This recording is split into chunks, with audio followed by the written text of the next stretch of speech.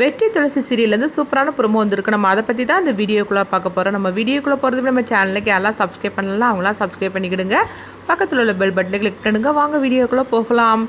வெற்றியை தான் காட்டுறாங்க. அப்போ வெற்றியோட அம்மா சொல்கிறாங்க, நாங்கள் எல்லோரும் குலதெய்வ கோயிலுக்கு போகிறோம் அப்படின்னு சொல்லிட்டு அவங்க எல்லாருமே கிளம்புறாங்க. அப்படி கிளம்பும் போது கரெக்டாக பார்த்தோம்னா அவங்க துளசி வந்து தடுக்கிறாங்க. மாமா உங்ககிட்ட ஒரு விஷயத்தை பற்றி பேசணும் அப்படிங்கும்போது, கோயிலுக்கு போகும்போது இவன் முகத்தில் முழிச்சா ஒன்றுமே ஆகாது, வாங்க நம்ம போகலாம் அப்படின்னு சொல்லிட்டு வெற்றியோட அம்மா பார்த்தோம்னா எல்லாரையும் அழைச்சிட்டு போயிருந்தாங்க. அடுத்தது கொஞ்ச நேரத்தில் ரெய்டு பண்ணுறதுக்காக வரவும் அப்போ பணத்தை எல்லாம் தேடிக்கிட்டு இருக்கிறாங்க. தேடும் போது எங்கேயுமே பணத்தை வந்து கிடைக்கல அப்படின்னு சொல்லிட்டு இருக்கும்போது இந்த விஷயம் வந்து வெற்றியோட அப்பா கோயிலுக்கு போயிருக்காங்களா அவங்களுக்கு தெரிய வருது. உடனே எல்லாருமே வந்துருந்தாங்க.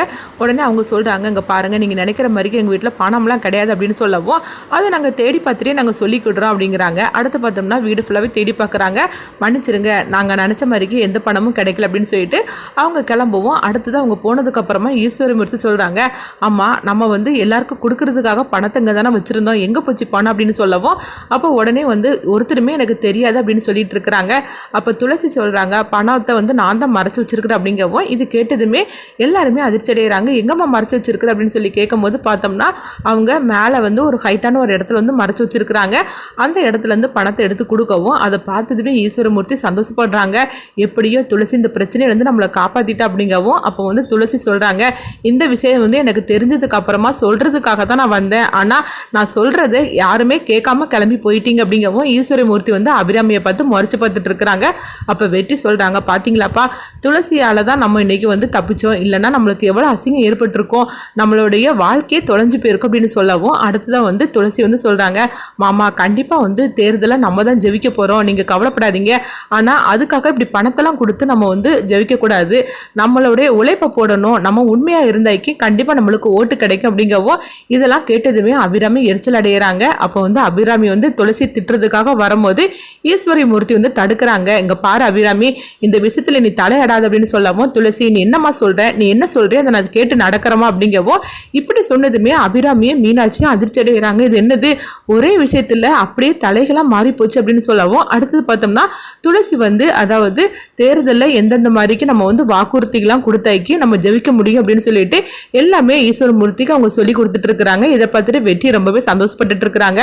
எப்படியோ அப்பா வந்து துளசி சொல்கிறதெல்லாம் கேட்டு நடக்க ஆரம்பிச்சிட்டாரு. அதுவும் வந்து அவங்க சொல்கிறது எல்லாமே வந்து கரெக்டாக நடக்கவும் செய்யுது அப்படின்னு சொல்லிட்டு இருக்கும்போதே அப்படின்னு வெற்றி சந்தோஷப்பட்டுட்டு இருக்கும்போதே வெற்றி எதிர்த்து திவ்யா தான் வந்து அவங்க போட்டிட்டு இருக்கிறாங்க. அப்போ மீனாட்சி வந்து திவ்யாட்ட சொல்கிறாங்க, இது எல்லாமே துளசி கொடுத்த ஐடியாவாக தான் இருக்குது, துளசி சொல்கிறத கேட்டு தான் மாமா வந்து இந்த மாதிரிலாம் பண்ணிட்டு இருக்கிறாரு அப்படின்னு சொல்லவும் போகிற போக்க பார்த்தாக்கி வெற்றி ஜெயிச்சிரும் போலுக்கு அப்படின்னு மீனாட்சி சொல்லவும் இது கேட்டதுமே திவ்யா எரிச்சல் அடைகிறாங்க. துளசி சொல்லி கொடுத்த மாதிரிக்கே போட்டியில் வந்து இவங்க வந்து நடந்துக்கிட்டது இதை பார்த்துட்டு எல்லாருமே வந்து ஓட்டு வந்து பார்த்தோம்னா வெற்றிக்கு தான் போடுறாங்க. வெற்றிக்கு போட்டு வெற்றியை ஜெயிக்க வச்சுருந்தாங்க. இதை கேட்டுட்டு ஈஸ்வரமூர்த்தி வந்து துளசிக்கு ரொம்பவே நன்றி சொல்கிறாங்க.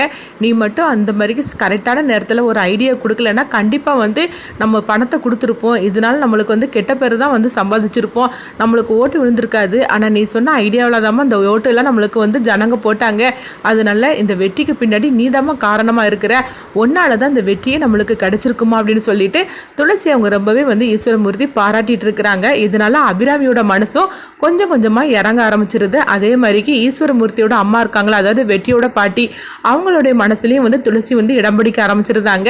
என்ன இருந்தாலும் சரி தான், நம்ம தோத்து போகக்கூடிய நிலைமையில இருந்தோம், ஆனால் துளசியால் தான் நம்ம ஜெயிச்சிருக்கோம் அப்படின்னு சொல்லிட்டு எல்லாருக்குமே வந்து துளசி நினைச்சு அவங்க வந்து சந்தோஷப்பட ஆரம்பிச்சிருந்தாங்க. இதை பார்த்துட்டு மீனாட்சிக்கு எரிச்சலாக இருக்குது. என்னது இங்கே அப்படியே தலைகளாக எல்லாம் நடந்து போச்சுது, எப்படியாவது இவளை வீட்டை விட்டு விரட்டுன்னு சொல்லி நினைச்சோம்னா இவன் என்னன்னா இந்த தேர்தலில் ஜெயிக்க வச்சு இந்த மாதிரிக்கு எல்லாமே எல்லாரோடைய மனசையும் கவர்ந்துட்டால, இப்போ என்ன பண்ணுறதுக்கு தெரியலன்னு சொல்லிட்டு மீனாட்சி வந்து ரொம்பவே எரிச்சலோட இருந்துட்டு இருக்கிறாங்க. அப்போ மீனாட்சி வந்து கதிர்கிட்ட சொல்கிறாங்க, இப்படி நடந்து போச்சு அப்படிங்கும் போது அப்போ கதிர் சொல்கிறாங்க, என்ன நடந்து போச்சுது, எல்லாம் நல்லபடியாக தானே நடந்திருக்கு அப்படிங்கிறாங்க. அப்படி சொல்லிட்டு கதிர் வந்து போகவும் இவர் ஒருத்தர் இவரை மாதிரிக்கெல்லாம் ஒரு ஆளை வச்சுக்கிட்டு நான் என்னத்தை பண்ணுறதுக்கோ தெரியல, சூழ்நிலை புரிஞ்சுக்காம இவர் என்னென்னா சந்தோஷப்பட்டுட்டு இருக்கிறாரு அப்படின்னு சொல்லிட்டு மீனாட்சி வந்து கதிரையும் போட்டு திட்டிகிட்டு இருக்கிறாங்க. அடுத்தது அங்கே பார்த்தோம்னா அஞ்சலியை தான் காட்டுறாங்க. மகேஷை வந்து அவங்க பாட்டிக்கிட்ட வந்து பேசிகிட்டு இருக்கவும், அம்மா நீங்கள் என்ன பேசிட்டு வரீங்க அப்படிங்கும்போது மகேஷ் திருன்னு முழிச்சிட்டு இருக்கிறாங்க. என்னங்க பாட்டி சீக்கிரமாக குணம் அடையணும்னு சொல்லிக்கிட்டு பாட்டிகிட்ட வந்து பேசிகிட்டு இருக்கிறீங்களா அப்படின்னு சொல்லி கேட்கும் போது உடனே ஆமாம் அப்படிங்கிறாங்க. அடுத்து பார்த்தோம்னா வந்து அஞ்சலி வந்து அவங்க மகேஷ் வந்து ஆஃபீஸுக்கு போயிருந்தாங்க. அப்போ பாட்டிக்கிட்ட இருந்து அவங்க பேசிகிட்டு இருக்கும்போது பாட்டி வந்து மகேஷ்னு சொல்லிட்டு இருக்கவும், என்னது இவங்க வந்து அப்பப்போ ஞாபகத்துக்குள்ள வரும்போதெல்லாம் மகேஷ்னு சொல்லிட்டு இருக்கிறாங்க.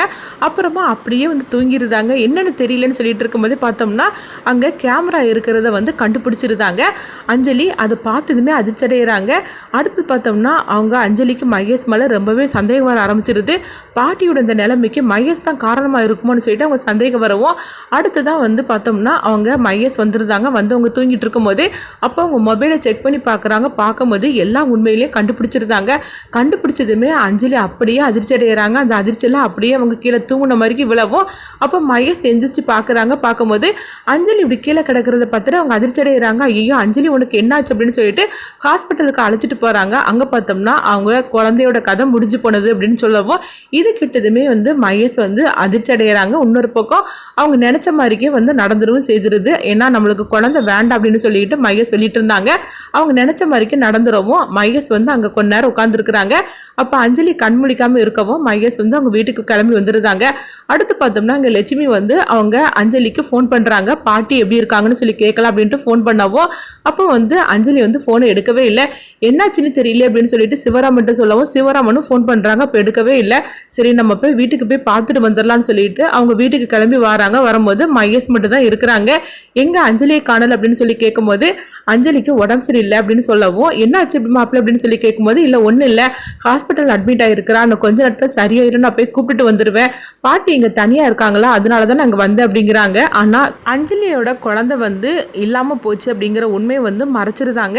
சரி அத்தை நீங்கள் எங்கே இருங்க, நான் போய் அஞ்சலி அழைச்சிட்டு வந்துடுது அப்படின்னு சொல்லவும், உடனே லட்சுமி நானும் வாரேன் அப்படிங்கிறாங்க. இல்லைத்தா ஒன்றும் இல்லை, நானே போய் அழைச்சிட்டு வந்துடுது அப்படின்னு சொல்லிட்டு மகேஷ் வந்து ஹாஸ்பிட்டலுக்கு வராங்க. அங்கே பார்த்தோம்னா அஞ்சலிக்கு உண்மை தெரிஞ்சிருது. தன்னுடைய குழந்தைக்கு இந்த மாதிரிக்கு நிலைமை ஆகிப்போச்சுன்னு உண்மை தெரிஞ்சிடவும் அவங்க அழுதுகிட்டு இருக்கிறாங்க. மகேஷ் அங்கே ஓடோடி வராங்க. வந்ததுமே அஞ்சலி வந்து மகேஷை பார்த்ததுமே முகத்தை திருப்பிக்கிட்டுதாங்க. அப்போது மகேஷுக்கு வந்து உண்மை தெரிஞ்சிருது. ஒருவேளை நம்ம மொபைலை வந்து பார்த்துருப்போலோ அதனால தான் அஞ்சலி வந்து இப்படி கோவமாக இருக்காளோ அப்படின்னு சொல்லிக்கிட்டு உடனே வந்து அஞ்சலிகிட்ட வந்து கேட்குறாங்க. மகேஷ் வந்து இங்கே பாரு அஞ்சலி எதுக்காக என்கிட்ட பேசாமல் இருக்கிற அப்படிங்கவும், உடனே வந்து அஞ்சலி பார்த்தோம்னா மகேஷோட சட்டையை பிடிக்கிறாங்க. எவ்வளோ தைரியம் இருந்தால் இந்த மாதிரிலாம் நீ பண்ணியிருப்ப, ஒன்னால தான் எங்கள் பாட்டிக்கு இந்த மாதிரிக்கு ஒரு நிலைமை, நீ இப்படிப்பட்டவனு தெரியாமல் உன்னை போய் நான் கல்யாணம் பண்ணிக்கிட்டேன் அப்படின்னு சொல்லவும், அது மட்டும் இல்லாமல் நான் ஆசாசியாக வளர்த்தேன் என் குழந்தையும் இல்லாமல் போச்சுதே, உனக்கு தான் குழந்தையே வேண்டான்னு சொல்லிட்டு இருந்தேலா, இப்போ நீ நினச்ச மாதிரிக்கே நடந்து போச்சுதா, உன்னை நான் சும்மா விட மாட்டேன் அப்படின்னு அஞ்சலி வந்து ரொம்பவே ஆக்ரோஷத்தோட கத்த ஆரம்பிச்சிருந்தாங்க. அப்போ வந்து மகேஷ் சொல்கிறாங்க, அங்கே பாரு அஞ்சலி எல்லாமே உனக்காக தான் அப்படிங்கிறாங்க. என்னது நீ பண்ணினது எல்லாமே எனக்காகவா அப்படின்னு சொல்லிட்டு கோபத்தோட கேட்கும்போது, அஞ்சலி நான் உன் மேலே உயிரே வச்சிருக்கிறேன், அதையும் உனக்கு புரிய மாட்டேங்குது, உனக்கு வந்து எல்லா உண்மையும் தெரியக்கூடாதுன்னு சொல்லி தான் நான் அந்த மாதிரிலாம் பண்ணினேன், அதனால நான் சொல்கிறது கேளு அப்படின்னு சொல்லிட்டு இருக்கிறாங்க. ஆனாலும் வந்து அஞ்சலி எதையும் கேட்குற நிலைமையில இல்லை. அடுத்து பார்த்தோம்னா அஞ்சலி வந்து இந்த விஷயத்தெல்லாம் துளசிக்கிட்ட சொல்லுவாங்களா, மகேஷ்கிட்ட இருந்து எப்படியாவது தன்னை காப்பாற்றும்படி அவங்க வந்து துளசிக்கிட்ட வந்து கேட்பாங்களா. அப்படி துளசிக்கு எல்லா உண்மையும் தெரிஞ்சிச்சுன்னா கண்டிப்பாக வந்து அஞ்சலியை காப்பாற்றுறதுக்காக வருவாங்க. அடுத்தது என்ன மாதிரிக்கு இந்த கதையை கொண்டுட்டு போக போகிறாங்கன்னு சொல்லி நம்மளும் வெயிட் பண்ணி பார்க்கலாம்.